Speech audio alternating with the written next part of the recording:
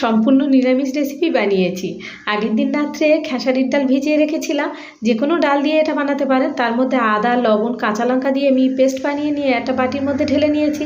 তাতে হলুদ গুঁড়ো, কালো জিরে, অল্প একটু হিং দিয়ে ভালো করে মিশিয়ে নিয়ে কড়াই পরিমাণ মতো তেল দিয়ে ছোটো ছোটো করে দিয়ে আমি বড়াগুলো উল্টে পাল্টে লাল লাল করে ভেজে নিয়েছি।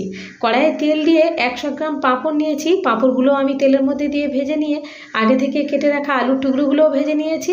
কড়াইয়ে সর্ষের তেল দিয়েছি, তাতে ফোড়নে দিয়েছি গোটা জিরে, শুকনো লঙ্কা, তেজপাতা, এই মশলাগুলো দিয়ে ভালো করে একটু নাড়াচাড়া করে নিয়েছি।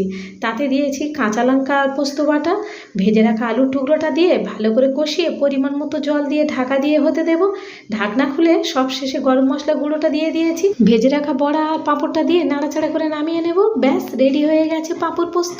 যে কোনো নিরামিষের দিনে এটা বানিয়ে খেয়ে দেখতে পারেন। একবার খেলে ভুলতে পারবেন না, খেতে কিন্তু দারুণ।